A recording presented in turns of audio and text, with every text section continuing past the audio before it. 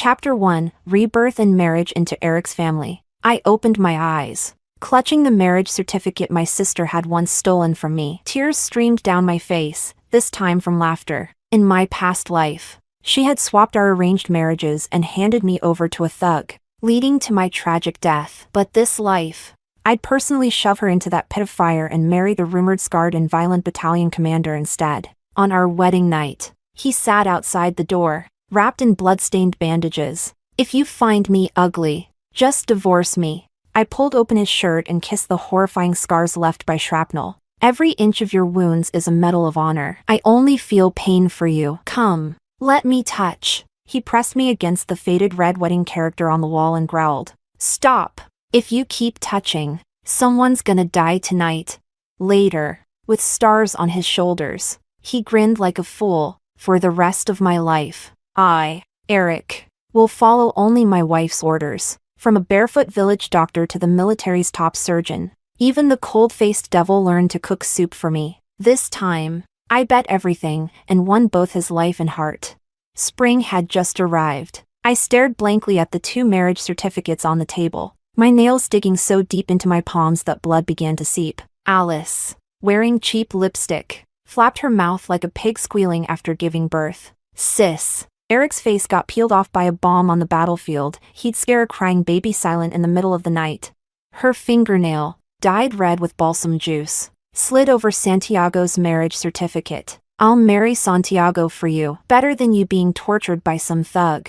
I suddenly clutched my throat, the burning pain from my previous life flaring up again through my fingers. Back then, she wore the same smile as she snatched away my marriage, and when I breathed my last under my thug husband's fists, she was standing proudly on stage, honored by the county as a model citizen. Turns out Santiago's road to becoming the Revolutionary Committee's leader had been paved with the dowry money meant for me. "You're right, sister," I said, hands trembling. I picked up Eric's marriage certificate. The red paper scorched my palm. "Every scar Commander Eric bears from protecting our country is a badge of glory." Alice froze, her expression like a cracked enamel pot. Suddenly, she lunged at me, trying to snatch the marriage certificate from my hand. Her long nails left a bloody scratch across the back of my hand. "Are you insane? Eric came back to the village last month, half his face wrapped in gauze. Even kids pee their pants at the sight of him." I gripped the certificate tightly, refusing to let go. The wooden table creaked and trembled under the impact. The oil lamp flickered against the mud wall, casting shadows that triggered a final flashback from my past life. Santiago had pressed a burning cigarette onto my collarbone and told me he was going to use my compensation money to buy the position of deputy director. "Let go!" My stepmother, Monica, struck my waist with her broomstick. "Alice is doing this for your own good. That betrothal gift from Eric's family? Your father already traded it for booze. You should count your blessings someone still wants a worthless girl like you." Suddenly, I loosened my grip. Alice, not expecting it, fell flat on her, but while clutching the certificate, she hurriedly unwrapped the silk. And the moment she saw the name Santiago, her eyes gleamed like a starving wolf. She didn't notice the smirk I was hiding in my sleeve. In my previous life, Eric's family had brought the famous 3 turns and 1 sound asterisk as a dowry. This idiot actually believed they had gold hidden away. Asterisk translator's note, a reference to traditional desirable wedding gifts, usually a bicycle, a sewing machine, a wristwatch, the 3 turns, and a radio, the sound.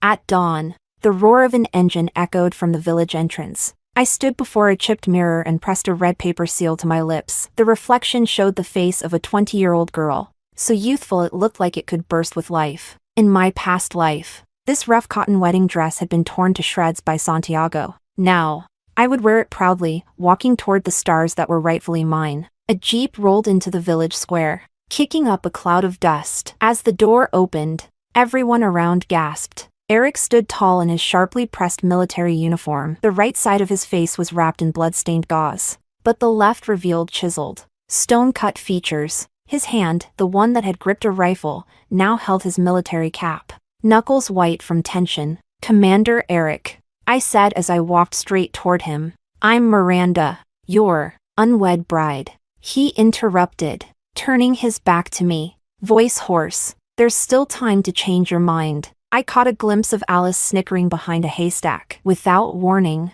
I rose on tiptoe and pulled open his collar. A gruesome bullet wound scar snaked from his collarbone up to his jawline, the newly grown skin still pink and raw. In my past life, when I was bruised and battered by Santiago, it was the man bearing the scar who climbed over the wall late at night to bring me medicine. So impressive. I gently traced the scar with the pad of my finger. His entire body tensed instantly. You're 100 times better than those lowlifes who only know how to beat their wives. Eric's Adam's apple bobbed hard. Suddenly, he took off his military belt and shoved it into my hands. If you're scared, use this to whip me. The metal buckle dug painfully into my palm. I swore in front of the flag I would never lay a finger on a woman in this life. From behind the haystack came a mocking snort. Alice slinked over with her snake-like waist, dabbing fake tears from her eyes. Sis, why be so stubborn? Brother Eric. My sister's terrified of ugly things, just last night. She woke up crying from a nightmare.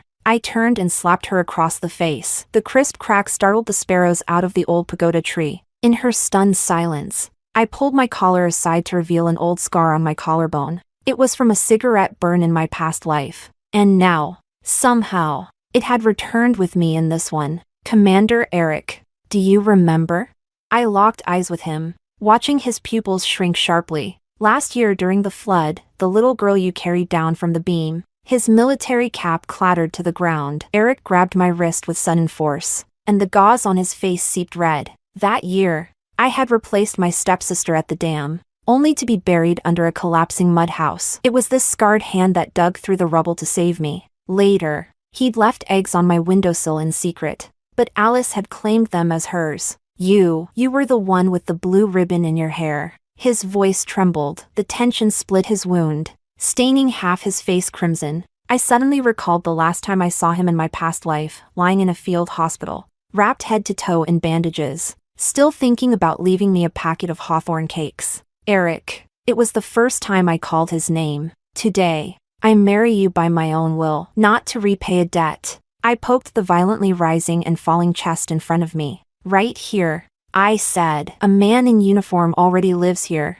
Just then, the morning sun peeked over the mountain ridge, casting golden light across the tears shimmering in his eyes. In the distance, Santiago's teasing whistle rang out, followed by Alice's coy cry of Brother Santiago. Meanwhile, Eric wrapped me in his military coat and carried me into the jeep. His arms were trembling, but he held me steady, as if cradling a delicate porcelain goddess. Before the car door shut, I shot Alice a cold, cutting glance. All her filthy tricks in our past life, I'll return them tenfold this time. Chapter 2, Newlywed Life. Affection grows. The jeep rattled down the mountain road. I traced the scratch on the third button of Eric's uniform. In my past life, when he died in the line of duty, this brass button was clenched tightly in my hand. The young soldier in the driver's seat sneaked a glance at the rearview mirror, only to shrink back under Eric's stern glare. Commander, should we head straight to the military family quarters? To the supply store. I cut in before Eric could answer. My fingertips brushed the frayed seam at his sleeve. I want to buy some cotton cloth to sew you a new pillowcase. Eric stiffened and shifted toward the door. No need. I sleep on a military cot. Seeing me fall silent, he added awkwardly. You'll sleep in the inner room. I deliberately leaned closer, catching the faint scent of gun oil and soap lingering in his collar. In my past life, the night Santiago pinned me down on the bed, it was Eric who had raided the gambling den. From outside the door, he asked if I needed him to call the women's supervisor. Back then, his voice had the same hoarse edge, his bandaged face glowing like a guardian deity in the moonlight. Commander Eric, I said, gripping the worn buckle of his belt. You said I could whip you.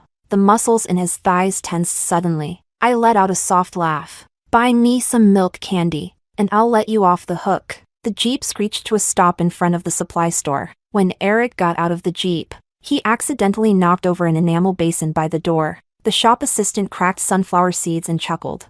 Well, look at that. Commander Eric's got himself a bride. His face is redder than wedding silk. I stood on tiptoe and reached into the inner pocket of his uniform for ration coupons, letting my fingers deliberately brush past his burning earlobe. 1/2 pound of white rabbit candies, and 6 feet of navy blue cloth, and a pair of double happiness enamel basins. I added. Eric suddenly spoke up. Make them aluminum, won't break if dropped. He glanced at the bruises on my wrist, left by Monica, and slapped 2 industrial coupons on the counter. And add a peony print thermos. By the time we headed back, the Jeep was packed full. I hugged the thermos and hummed a folk tune from Yiming. Eric suddenly broke the silence. You don't have to butter me up. His hands gripped the steering wheel tightly, veins popping on the back of his hand. When I recover, I'll file for a divorce. Eric! I turned his face toward me by the chin. What do you think I'm after? They say you used to be the cold-faced king of hell on the battlefield. So why can't you even look your own wife in the eye? The Jeep abruptly veered onto a forest trail, startling a flock of mountain sparrows. A muscle at Eric's temple twitched. Suddenly, he ripped off the gauze. The twisted, raw scar stretched from his brow bone to the corner of his mouth, like a centipede crawling over his tan skin. I stared at the scar in a daze. You can still leave, he said. Stay with me and you'll have to dodge bullets, endure gossip, and even if you have kids, you'll all be living in military quarters. I cut off his words with a kiss. The taste of blood and medicine spread across our lips. He was so startled. He slammed into the car door with a loud thud. I licked the blood from my lips and smirked. Commander Eric, were you this much of a coward charging into battle too? By nightfall, we finally rolled into the military family compound. The vice commander's wife leaned against the fence, cracking seeds. Heard Commander Eric married a goddess? After getting out, I stuffed the white rabbit candies into her hand. Have some wedding sweets, sis. Out of the corner of my eye, I saw Eric frozen in place, clutching 2 thermoses, his ears red enough to drip blood. The newlywed room was a clay-walled hut with old newspapers pasted over the windows. I turned around while feeling the earth brick walls and bumped straight into his chest. Eric held up an enamel mug like he was surrendering. I'll sleep in the outer room. Try it and I'll tie you to the Kong bed. I unfolded the freshly bought cotton cloth. Come here, time to change your dressing. Under the kerosene lamp, his wound looked even worse than it had during the day, bloody and inflamed. I dipped gauze in grain alcohol and gently cleaned the pus and blood. If it hurts, I said, bite down on this. I rolled up the military towel and handed it to Eric. He turned his head away. Are you trying to fool me like some green recruit? Before he could finish speaking, a stifled groan of pain escaped his lips. Sweat rolled down from his Adam's apple and disappeared beneath his collar. I leaned in and gently blew over his trembling lashes. You don't need to pretend to be strong in front of me. By the time I finished changing his bandages, it was already midnight. Eric curled up on the military cot, still fully dressed. I hugged the freshly sewn pillow and squeezed in beside him. He jolted up like he'd been electrocuted. Don't be ridiculous, Comrade Commander Eric. Are you still afraid I'll eat you alive? From afar, the bugle's lights out call echoed across the barracks. His chest vibrated like a battle drum. Chapter 3, Trouble on the Home Visit. Justice served. I counted his heartbeats, waiting for a response, but instead, he pulled the quilt over me like wrapping a dumpling. Go to sleep. Tomorrow, I'll teach you how to shoot. At the break of dawn, the corn porridge on the stove bubbled softly. I was squatting on the doorstep, sorting wild vegetables, when a military canteen was suddenly handed to me from behind. Eric's voice drifted down from above. We're heading to the clinic for your vaccine and stopping by your family's home. He paused, then added, Santiago's house is near the garrison. My hand trembled as I held the canteen. In my past life, when I returned home after marriage, Santiago kicked me into the pigsty, saying my family hadn't given him a proper dowry. But now, Eric was loading things onto the Jeep, 2 cans of malted milk, ribs wrapped in festive red paper, and fresh floral fabric from the co-op. That's really not necessary. I tugged on his sleeve. You're making it look like I stole gold bricks from my maiden home. Eric draped his military coat over my shoulders and buttoned it all the way up to my chin. No, you're worth it. Just as the Jeep turned into the village, piercing screams echoed like a pig being slaughtered. Outside Santiago's mud-walled house, a crowd of gossiping women had gathered. Alice, disheveled and filthy, was kneeling on a washboard. Her mother-in-law, Sandra, was poking her back with a firewood stick. Lazy girl, you didn't even fill the basket with pigweed, and you still want to eat white bread buns? Santiago! Alice suddenly threw herself at Santiago. bearing the bruises on her arm. "Your mother's going to beat me to death." Santiago kicked her back into the mud and stubbed out his cigarette on her hand. "Still crying? I haven't even found a way to recover the money I lost gambling yesterday." I clutched the Jeep's door handle, trembling. In my past life, these same hands had been burned by Santiago in boiling water. Eric suddenly covered my eyes with his hand. "Don't look. I'll go find the production team leader." "Not necessary." I bit open the button of his military coat and reached for the pen he always kept in his inner pocket. "Let me borrow this for a second." By the time I squeezed through the crowd, Sandra was yanking Alice's hair and forcing her head toward a slop bucket. I stomped on her raised fire stick and pressed the steel pen tip to the soft flesh between her thumb and index finger. Article 32 of the new marriage law: abusing family members is punishable by up to 3 years in prison. Sandra's beady eyes widened in disbelief. "You trying to scare me? Disciplining my daughter-in-law is my right." "Really?" I lifted Alice's collar, revealing whip marks soaked in blood. "These injuries could get you 5 years. The pen glinted coldly in the sunlight. "Just yesterday, the Revolutionary Committee was looking to make an example out of someone. You want to be first?" The crowd scattered like birds startled from the trees. Eric walked in, dragging Santiago by the scruff of his neck. Santiago's knees were shaking. Eric stomped his boot down on the man's ankle. "Abusing relatives of military personnel, aggravated offense." The red star on his shoulder epaulets caught the light and made Sandra squint. Alice suddenly latched onto my leg, crying pitifully. "Sister, please, take me home." Her fingernails dug into my trousers, but her eyes were sneaking glances at Eric. In the past life, she'd begged me like this too, only to seduce Santiago the moment I let her in. Mother always said, "A married daughter is like water splashed out." I yanked her hand off and pulled out the can of malted milk from the net bag. But then again, I gave the tin a shake on purpose. "If you mix a bowl for your mother-in-law every day, maybe you'll earn a decent meal." Sandra's eyes were glued to the tin. In those days, malted milk was more precious than sesame oil. Last year, even the village chief's wife only got a spoonful during her postpartum month. I shoved the tin into Sandra's greasy apron. "Dear mother-in-law, I'll leave my sister in your care." On the way back, Eric suddenly turned me by the shoulder. "You knew Santiago's family would treat her like that, didn't you?" His brow furrowed deeply. "Last night, you were talking in your sleep. You called out Santiago's name 17 times. I nearly choked on my own spit." As the Jeep rolled over the gravel road, I fiddled with the brass buckle on his utility belt. "Commander Eric, are you jealous?" I leaned in close, so our noses almost touched, damp from sweat. What I was saying was, may Santiago die a miserable death. Before we even reached home, we could already see Monica standing beneath the old locust tree at the village entrance. She craned her neck, staring at the back seat of the Jeep. When she saw only 2 packs of brown sugar, her face fell instantly. "Ungrateful brat." Alice's chewing bark and swallowing gruel. "And you're here strutting around in fancy clothes like some rich lady." Eric suddenly honked the horn, startling Monica so badly she fell flat on her butt. When Eric got out of the car, his military boots kicked up dust as he walked. He dropped the pork ribs and floral fabric heavily onto the stone mill.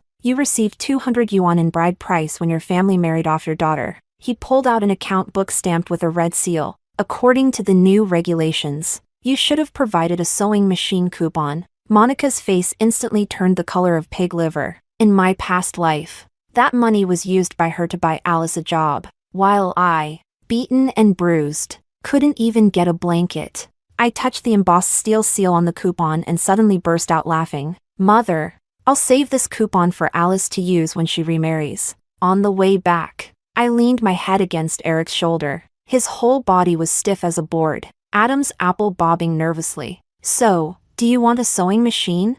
"I want you." I snuggled into his arms. "Hugging you is way warmer than sewing on a machine." The Jeep screeched to a halt on the narrow road into the compound, startling wild ducks in the reeds. Suddenly, Eric pulled out something wrapped in a handkerchief. Layer by layer, he unwrapped it until a silver bracelet was revealed. "I found this on the battlefield, if you think it's unlucky." I slid it directly onto my wrist. The silver bangle, carved with double lotus flowers, jingled softly. I unfastened the collar clasp of his uniform and kissed his Adam's apple. "Eric, next time you can gift me a bullet casing, as long as it's from you." I'll love it. Without warning, he swept me into his arms and strode toward the family quarters. The vice company commander's wife teased from behind.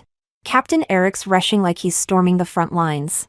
I buried my face in his neck, smiling. Beneath the soap scent was a faint trace of blood. His wound had split open again. Inside the house, I straddled his waist to change the bandage. The new skin beneath the gauze was as tender as a baby's. I bent down and kissed the scar gently. It's healing nicely. Suddenly, Eric held the back of my head, his breath burning. Miranda, who are you? Really? In the distance, a wolf-like howl of an engine echoed. Santiago's old tractor clattered to a stop outside the courtyard. Captain Eric, your wife's cheating on you. Chapter 4, Malicious Accusation. Clever retort. Santiago's hoarse, cracked voice shook the thin window paper. I nearly fell off Eric's waist as I straddled him. He wrapped his arms around my waist and sat up. My red hair ribbon still tangled in the creases of his military trousers. Captain Eric's got himself a green-hatted crown, Santiago shouted, waving a man's sweat-stained undershirt as he hopped around the courtyard. I saw that floozy sneaking off into the reeds with my own eyes. That shirt, mud still crusted around the hole in the armpit, was the one I mended for the kitchen squad 2 days ago. Eric's hand paused on his belt buckle. Then he suddenly stuffed me into the wardrobe. Don't come out. His eyes were tinged red as he grabbed his leather belt, like a wolf. Provoked. The door slammed open. Santiago's filthy hand was just about to grab the underwear I'd left out to dry when Eric kicked him flat onto the ground. His boot came down hard on Santiago's wrist. Eric slowly twisted his heel, grinding it into Santiago's hand, which I saw it. The left. My left eye. Santiago's eyes rolled from the pain. Yesterday, at the riverbank. Crack! The belt lashed across his cheekbone. Blood splattering onto the clothesline. The entire Revolutionary Committee was studying documents all afternoon yesterday. Where would a riverbank fit into that schedule?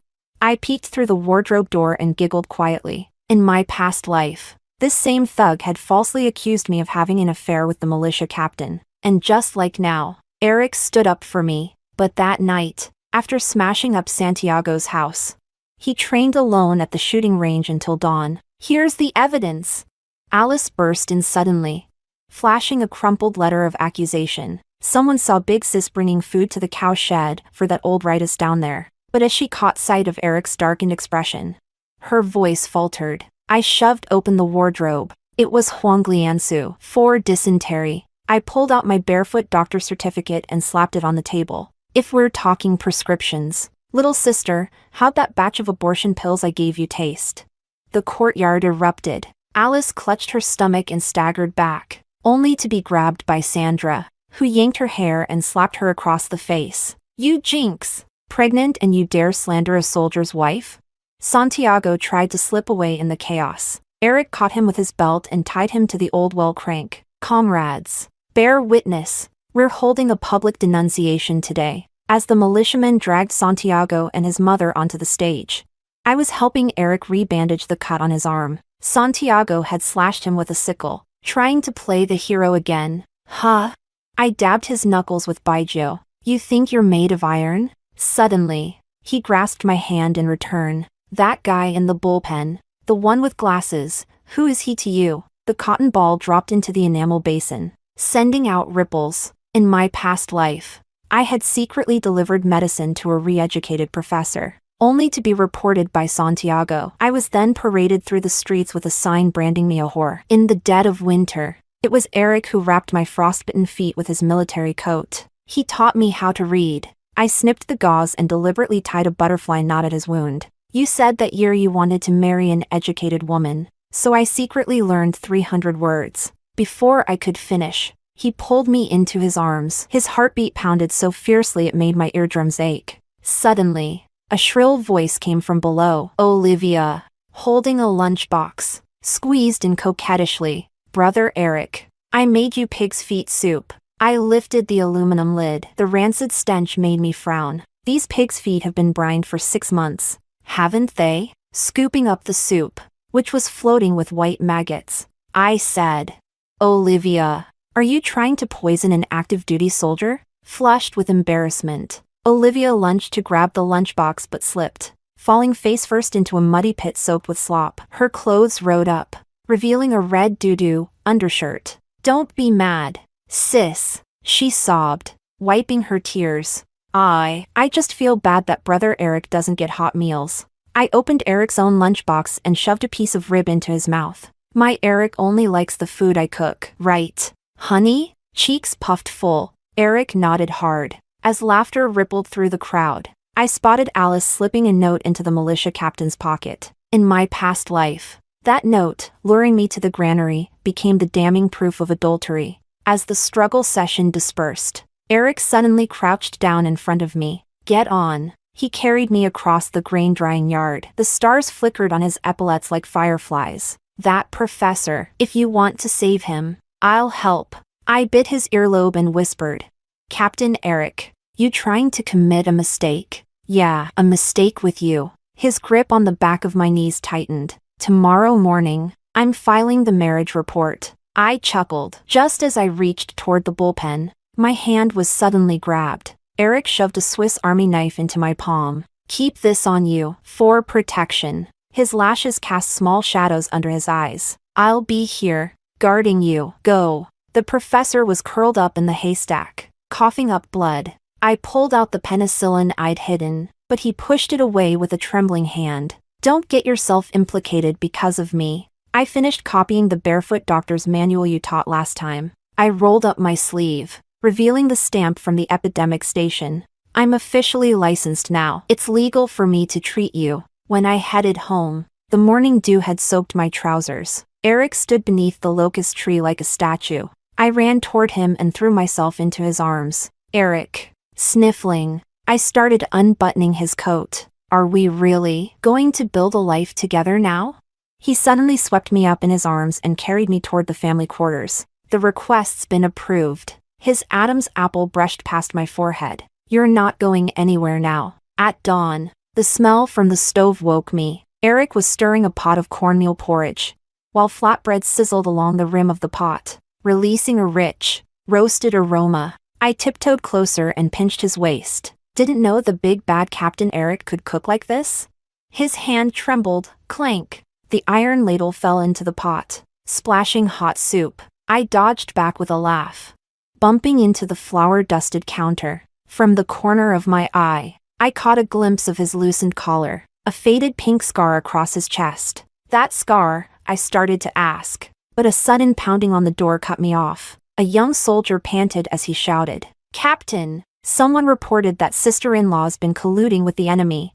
Chapter 5, Perilous Crisis. Unshakable loyalty. The cornmeal porridge was still bubbling on the stove, but Olivia's shrill, piercing voice had already sliced through the door. She delivered Western medicine to the counter-revolutionary in the cattle shed. I saw it with my own eyes. My grip on the spatula trembled. Memories of being tied to the commune's public denunciation stage in my past life surged like a tide. Eric untied his apron and wiped his hands, leaving oil stains blooming on his uniform like bruises. "Go to the back room." He pushed me toward the bedroom. Third brick seam under the bed. I pressed myself to the doorframe, watching his tall, straight back like a shield. Olivia was waving half a box of penicillin, screaming, while the Revolutionary Committee ransacked our drawers and cabinets. When the floral curtain was yanked down, Eric suddenly slammed a hand over a dossier. "Where's your search warrant?" "These are special times, we search first. File later." The bald-headed official spat as he accused, "Captain Eric, are you shielding the family of a spy?" My fingers brushed against the cold brick beneath the bed, touching a hardback certificate. Under my barefoot doctor license was a stamped red-letter document from the epidemic station, alongside the battlefield first aid manual gifted by the professor. From the other room came the sound of shattering porcelain. Eric's pistol had been unloaded. I burst out with my certificate in hand, just in time to see Olivia slipping a syringe into my medicine kit. "Hold it!" I grabbed the vial she had tried to hide up her sleeve. "Director, ever seen a spy use veterinary drugs to harm people?" The label for animal use glared under the sunlight, blinding. Olivia's face turned paper white. In my previous life, she had used this very trick to get the army medic suspended. Now, she was pulling the same scheme 10 years earlier. I handed the syringe to Eric. This would cause full-body necrosis if injected into a human. Please deliver it to the Public Security Bureau. You're slandering me, Olivia shrieked. She lunged at me with her nails. But Eric spun his belt and bound her wrists behind her back. The Revolutionary Committee slunk away in disgrace. The soldiers' wives who had gathered to watch the show now formed a thick crowd. One woman squeezed forward. Sister, quick! Come check on my little iron egg. Lying on a straw mat was a flushed little boy, his throat rattling with every breath. I pulled back his eyelids. Acute laryngitis, he needs an emergency tracheotomy. The crowd erupted in shock, and the old aunties began chanting Buddhist prayers. Get the baijio, a blade, and a reed tube, I ordered. I pulled off my hair tie and boiled it in hot water. Eric, hold him down. As I cut into the boy's trachea with the blade, Tiedon's father grabbed a club to attack. Eric pinned his wrist with one hand. My wife is saving his life. His military epaulets brushed against my forehead, the scent of blood and sweat oddly comforting. Thick phlegm sprayed out through the reed tube, and Tidan wailed in relief. I collapsed into Eric's arms, watching him gently wipe the blood off my face with his thumb. Your stitching is even neater than the military doctors. I practiced last year delivering a breech lamb. I blew gently into his neck on purpose. Captain Eric, want to try sometime? His Adam's apple bobbed as he pinned me onto the wooden table, the rough fabric of his military trousers brushing my bare calves. Tonight. That evening, Eric was crouched at the stove feeding firewood. I waved the official recovery notice and poked his waist. The professor's case file, stamped by the Revolutionary Committee. He suddenly turned around and pinned me against the rice bin. Do you even realize how dangerous today was? I softly traced his throat with my fingers. I do, but with you here, I'm not afraid. The firewood crackled, and Eric's eyes darkened like a bottomless well. Suddenly, he lifted me in his arms and kicked open the bedroom door. The marriage certificate fell from the wall, covering the peephole Olivia had been using. Eric! I clutched at his sweat-dampened vest. Outside, he reached back and bolted the door with a thud, biting open my buttons as he murmured, "Let her listen." Moonlight spilled over the faded red double happiness character on the wall. I bit down on his shoulder, drawing blood. Eric groaned and tightened his grip on my wrist, swallowing all my muffled whimpers. Suddenly, a blood-curdling wail came from the courtyard. Olivia was holding a piece of shattered porcelain, threatening to slit her throat. Are you done throwing your tantrum? Eric threw on his clothes, his scar shining coldly under the moonlight. The performance troupe leaves tomorrow. Want to end up in detention? The porcelain shard clattered to the ground, wrapped in Eric's military coat. I leaned against the door with a smirk. Sister, your drama is even more intense than taking Tiger Mountain by strategy. Then I held up the professor's medical file. But now that he's my legitimate patient, if you touch him again. As Olivia fled in panic, she stepped in her own pot of pig's feet soup, slipped, and tumbled into the chicken coop, sending the whole camp into roaring laughter. Eric tucked my frostbitten feet into his arms, warming them gently. Do you know how to treat hysteria? You mean Olivia's kind? I poked at his chest. There's a simple cure. Captain Eric getting married wards off 100 evils. Just before dawn, I was jolted awake by the bugle. Eric stood before the mirror, fastening the top button of his uniform. My teeth marks still faint on his throat. I spun a scalpel between my fingers like a trick knife. Teaching battlefield first aid today? Suddenly, he snatched the scalpel, a glint of cold steel, and the second brass button of his collar landed in his palm. He pressed it into my hand. Here, for you, strung on a red cord, still warm from his body.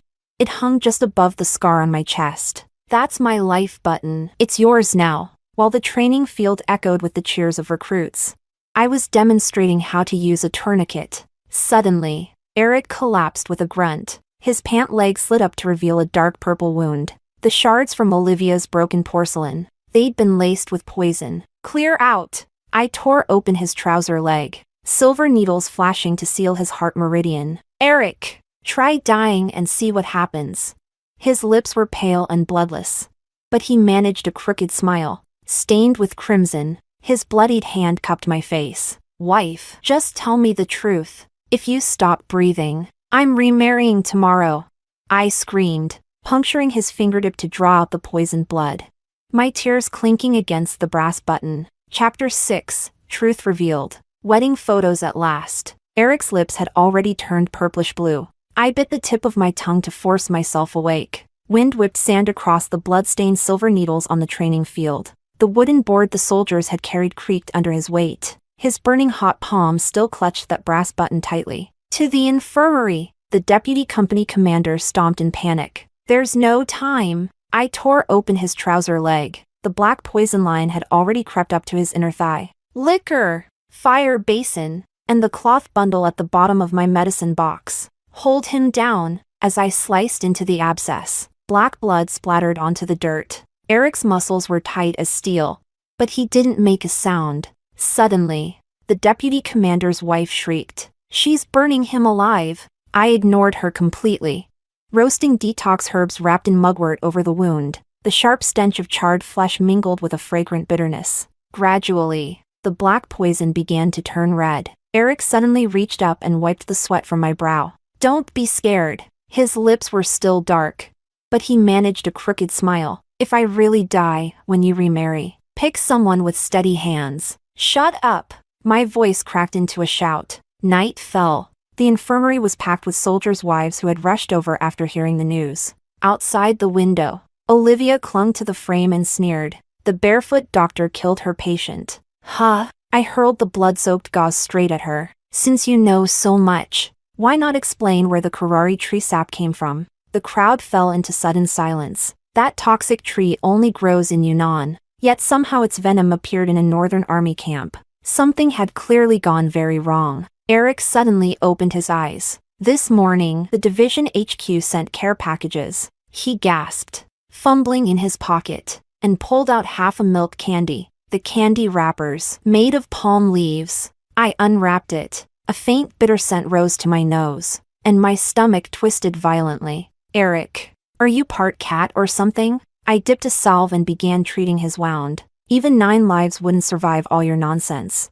Suddenly, he grabbed the back of my neck. The medicine bowl clattered to the floor. That flood year, you cursed me just like this. The memory burst back into my mind. That year, Eric had carried me through rubble in the rain. I bit his ear and cried, calling him a reckless idiot. So, he had been reborn too. That night he stared at me, not in suspicion, but in pain. You. My hand trembled as it touched the old scar over his heart. When did you come back? The night you kissed my throat. He chuckled lowly, blood flecking his lips. All the words I never dared say last life. I'll make up for them now. Just then, a screech of brakes pierced the air. Olivia burst through the door with public security. She's hoarding banned medicines. She kicked over my medicine basket. Dogwood spilled across the floor. She got these through black market profiteering. I held up my foraging license, stamped with 7 commune seals.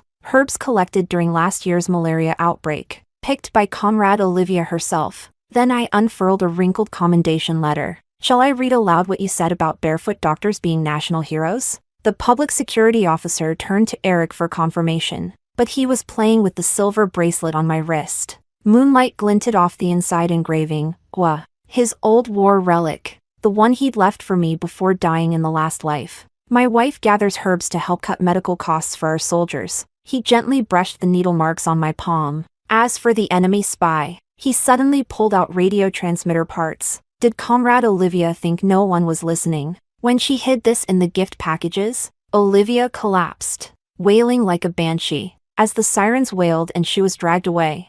I tied a butterfly knot over Eric's wound. Captain Eric, you sure kept your secrets well. He ripped the gauze off in one move. You burn mugwort around me every night. Did you think I was made of wood? Back in the room, I was brewing his final dose of medicine, when Eric wrapped his arms around me from behind. His newly grown stubble tickled the curve of my neck. Wife, I want to talk about something. Forget it. You're not setting foot on the training field until you're fully healed. I meant the wedding photo. He pulled out a crumpled ration ticket for fabric. What I owed you in the last life, I'll repay it now. I stared at the fading scar beneath his collarbone, then shoved a spoonful of bitter coptis decoction into his mouth. Fine, we'll take it, but you have to smile. He choked, eyes watering, but still, he smiled. The moment the shutter clicked, The morning sun rose right into his dimples. It was the first and only time, across 2 lifetimes,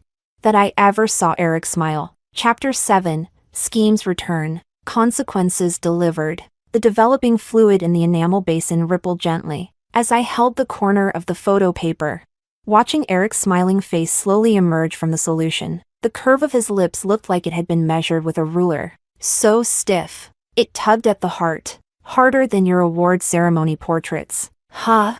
I poked the photo, right at his clenched jawline. Captain Eric, did you wear the same face when you took your oath under the military flag? Eric was slipping a protection charm behind the photo frame when he suddenly scooped me onto the sewing machine table. Facing you is scarier than facing a gun barrel. I laughed so hard I nearly tumbled into his arms when a wailing cry shattered the peace outside the yard. Alice, visibly pregnant, barged through the bamboo fence, her clothes smeared with suspicious bloodstains. Sister, Santiago's going to kill me. She threw herself to her knees, deliberately pulling her collar open to reveal bruises around her neck. I caught a glint of broken glass shards tucked into her sleeve. Kicking a stool closer, I said calmly, "Sit down and talk." That damn gambling addict. Alice slapped her thighs in dramatic sobs. He even gambled away my wedding silver bangles. Suddenly she grabbed my wrist. Sister, you're an officer's wife now. Lend me 200 yuan, just to get through this. Eric's enamel mug slammed against the table. Even our wedding photo in the frame rattled from the impact. I twirled a dried stalk of mugwort, smirking. Back then, your mother used my dowry to deck you out for marriage, and now you want to borrow money from me? That wasn't. Alice's eyes darted nervously. Santiago said it was strange how fast your brother-in-law recovered. Then she lowered her voice. Someone reported that Captain Eric faked his injury to avoid military drills. If that gets confirmed, the mugwort in my palm crumbled into dust. In my last life, that very rumor got Eric suspended. He had to kneel in the snow outside headquarters just to prove he was innocent. I stared into Alice's shifty eyes and suddenly laughed. Did Santiago really say that? Or was it scripted by the committee director? She sprang up like a cornered cat, knocking over the sewing basket. You were ruthless first. Don't blame me for hitting back. A shard of glass slashed her arm, and blood soaked her sleeve in seconds. Captain Eric assaulted me. His wife's trying to kill me.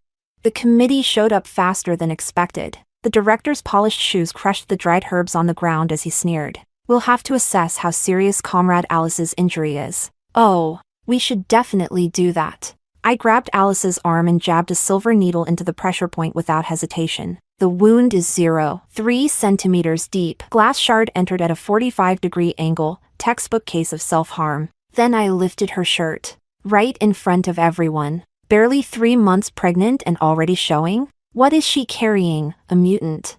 Alice lunged at me like a madwoman, clawing. You barren witch.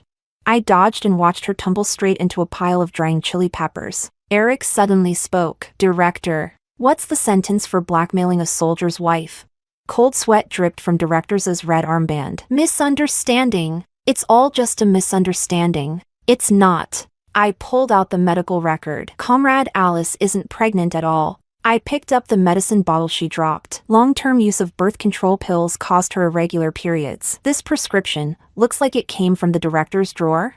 The crowd exploded as Eric tied up the director with his duty belt like a dumpling. I leaned into Alice's ear and whispered, "Being reborn doesn't mean you get to grow a darker heart." Her pupils shrank. Her fingernails, stained with balsam flower dye, dug into my wrist. You knew all along that you'd poison the well water? I shook the antidote pill in my hand. Or that you'd try to seduce Eric?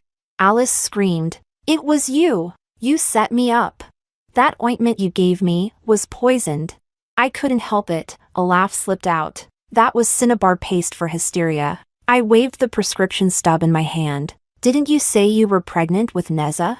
A divine fetus shouldn't need mortal medicine. As the director was hauled onto the jeep, Alice finally collapsed onto the ground. I crouched beside her, holding out a spoonful of bitter coptis decoction. You know why I kept you alive till now? To torture me, she whimpered, so you could see it with your own eyes. I pointed toward Eric. now demonstrating close combat moves on the field, drawing cheers from the whole camp. This lifetime, now you know, who truly deserves to be cherished. As the soldiers clapped, Eric walked over, reporting, "Madam, 1st Battalion fully assembled, awaiting instructions." The squad roared with laughter. I grabbed him by the collar and wiped the sweat off his face. "Captain Eric, push-up drills tonight?" His eyes darkened instantly. The bite mark on his Adam's apple flushed red. "Yes, ma'am." Chapter 8, Life and Death Crisis, Bound by Blood and Vows. Before dawn, Eric was called out for a mission, but as night fell, he still hadn't returned. Just as I was about to go search for him, soldiers from the 1st Battalion came knocking. They told me Eric had been gravely wounded during the operation. When I saw him, he was lying in a pool of blood. I rushed over, tearing open his shirt, performing CPR with trembling hands. His ice-cold hand suddenly pressed against my lower abdomen. "If there's a baby, name her Jessica, so she'll always be safe." "You dare!" I screamed, stabbing adrenaline straight into his heart. "Eric, if you die, I swear I'll dig you out of your grave myself." His lashes fluttered weakly, and he left a bloody kiss at the corner of my mouth. "Wife, so fierce." The soldiers rushed Eric to the hospital, but no one dared operate on him. I picked up the scalpel without hesitation, and sliced open his chest myself. "Heartbeat is back." The nurse's delighted exclamation made my hand jerk. Eric suddenly grabbed my wrist. "Don't be scared." I shook him off and kept stitching. "Move again and I'll discharge you bare-assed." The anesthesia wore off just as the sun was setting. Eric stared at the dark circles under my eyes, gently tracing the corner of our wedding photo. "Wife, I had a dream." "Let me guess, I remarried?" I scooped some millet porridge and blew on it. "Relax, no one wants a guy with a scar on his butt." Without warning, he yanked open his hospital gown, revealing a pale pink healing scar. "Can you look at it now?" Sunlight streamed through the wooden window lattice. I leaned down and kissed the scar. "Barely acceptable." Chapter 9, Entrance Exams and Devotion. The day Eric got his bandages removed, I was vaccinating the kids at the military family compound. Glass syringes boiled in water, and the little rascals howled as they tried to hide behind him. His uniform pockets were stuffed with fruit candy to bribe them. Who's scarier, the doctor or me? He kept a stern face to scare the snot-nosed kids. I held up the needle and sneered. "If Captain Eric keeps spoiling them, next time you give the shots." At sunset, I caught him squatting in the garden stealing my tomatoes. I walked over with dripping hands. "Vegetable thief! Surrender now and I might spare your life." He spun me around and pinned me against the fence. A ripe tomato smeared across the corner of his lips captured one juicy prize. As I bit into the fruit, he kissed the dripping juice right from my lips. The taste of sweetness and iron mingled on our tongues. Just then, Alice burst in. She had a ragged bundle slung over her shoulder, and her fresh bruises were redder than rouge. "Sis, Santiago sold me to some old bachelor in the mountains." Before she even finished, she lunged for Eric's sleeve. "Brother-in-law, save me!" Eric dodged faster than a combat drill. Alice missed and landed in the chicken coop, brushing hay off my uniform. I laughed. "Didn't you swear last year you'd die before calling him brother-in-law? Look who's begging now. I'll divorce him. First thing tomorrow."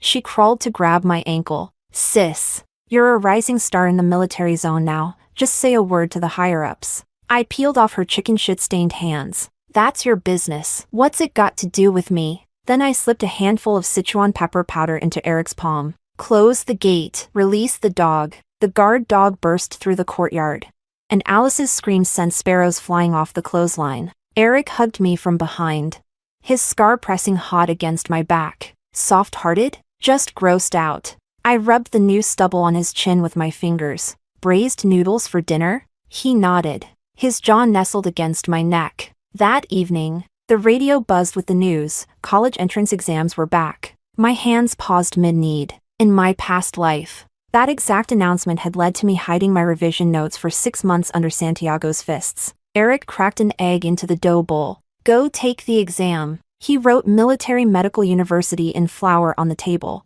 "Commander said you're up for a guaranteed spot." I stared at the flour dusting his lashes. "Aren't you afraid I'll fly away?" "You fly as high as you want." He pulled my dough-stained hand to his chest. I've got the string right here. That night, thunder jolted me awake. Eric's bed was empty. I followed the sound of gun parts being assembled. Barefoot, I found him slipping a paper strip into a bullet casing. A will? I snatched the aged note. Tiny script covered the page. His ears flushed red as he grabbed it back. It's for you. Under the oil lamp, I caught glimpses of hangover remedy, painkillers. In case I silenced his words with a kiss. The bullet casing dug painfully into my back. He cupped my neck and deepened the kiss. Outside, the rain fell harder. Inside, a page of the field medical manual fluttered. A study note tucked inside. When the skies cleared, the commander came in person with 2 announcements. My transfer to Military Medical University was approved. Eric would lead a border exercise unit. Can you not go? I stitched the frayed cuff of his uniform. My fingers trembling. You're still not healed from last time. Eric suddenly knelt on one knee, slipping a bullet casing ring onto my finger. When I return, I'll give you a real wedding. The night before his departure, I sewed antidote pills into the inner pockets of all his shirts. As he held me in sleep, Alice's shrieking shattered the quiet again. She was waving a bottle of pesticide in the courtyard. If Miranda won't see me, I'll die right here. I pushed open the window to look down. Eric's arms tightened around me. Pretend we're asleep. She's still alive. I bit into his Adam's apple hard enough to leave teeth marks. You go deal with them. He cursed in dialect while yanking on his uniform pants, and I laughed so hard I nearly fell off the bed. On the day he departed, I stuffed his rucksack full of homemade chili paste. In front of the whole company, Eric fastened a bullet shell necklace around my neck. When life gets tough, yell at this thing like you're yelling at me, as if yelling at you helps. I jabbed a finger at his name tag. Just come back in one piece so I can yell at you in person. 3 months later, a university acceptance letter and a casualty list arrived on the same day. The moment I tore open the envelope, every ounce of color drained from my fingers. Eric's name was there, in bold. The sound of my tea mug shattering on the floor startled the dog. Clutching the letter, I ran headlong into the storm, outside the Military Medical University office. My hands trembling, I signed the waiver form. I'm going to the border. As the Green Army train rattled toward the minefields, I pulled out the bullet shell I always kept on me. The metal had warmed against my skin. I twisted open the base. Out fell a tightly rolled marriage request. Comrade Miranda, will you take in this defective version of Eric? Chapter 10, Reunion at the Border. A happy ending. The snow at the border post reached my knees when I saw Eric, alive. He stood leaning on a crutch beside the boundary marker, his military coat flapping in the wind. The casualty list was fake. The commander mumbled, rubbing his hands awkwardly. It was a ploy to catch the last infiltrator. I hurled the crumpled letter at him. The paper rolled 3 times across the snow. Eric's crutch suddenly slipped, and he toppled face first into the snow. The ice shards sprayed right into the commander's face. Keep pretending. Go on. I kicked away Eric's outstretched hand. So what if you lost a leg? You want applause? But tears fell before any scolding could leave my lips, landing square on the epaulette of his uniform. Suddenly, he rolled over, pressing me down into the snow, his blood-scented kiss sealing off all my sobs. Wife, he murmured. You've gained weight. Inside the medical tent, I pressed harder than necessary while changing his bandages. The through-and-through wound on his abdomen had scabbed over, a centipede-shaped scar lying across his bronze skin. The new girl from the performance troupe. Didn't she sing Katyusha for you? She did. He pulled out a comb carved from a bullet casing. I used this to plug my ears. The teeth of the comb still smelled faintly of gunpowder. While tying my hair in front of the chipped mirror, I caught a glimpse of him hiding a strand of my fallen hair in his kit bag. His calloused palm brushed my earlobe. Want dumplings? I pulled out the diagnosis slip hidden in my cotton jacket. Add pickled cucumbers too. Been a bit nauseous lately. His fingers trembled as they touched my belly. The usually composed sniper spoke in a broken voice. When did? The night you played dead. I bit his jaw hard. Just like you said. The brat's name will be Jessica. At the start of spring. I waddled around bandaging new recruits. Eric always sneaked over during breaks, rubbing the stethoscope warm before pressing it to my belly. The young soldiers would tease him, begging for a military song. He barked at them with a stone face, but his ears were bright red. He hugged me from behind. When our girl has her first birthday, my medals go on the table. What if it's a boy? Then I'll teach him to shoot. Defend the nation. He tucked a cornus fruit behind my ear, just like his mother, fearless and undefeated. When the college entrance exam results were plastered across town, I received my military medical school admission letter. Eric spent the night hammering together a crib, with shavings stuck to his lashes. Go study. I'll take care of the baby. On reporting day, he held a wailing Jessica in his arms at the station. As the train horn blew, the little girl grabbed my coat and sobbed. Eric's Red Star cap sad askew. See? Our daughter's on my side. The green train slid past a grove of white birch. I opened the army bag he'd secretly packed. At the very bottom lay our bloodstained marriage request form, with a new line scribbled in bold, resolute brushstrokes. Eric's life belongs only to his wife's orders. 7 years later, after school, Jessica came running into the yard waving a paper airplane, just in time to catch Eric showing new recruits how to shoot. She mimicked his stance with a proud little voice. Dad, I want to be a soldier too.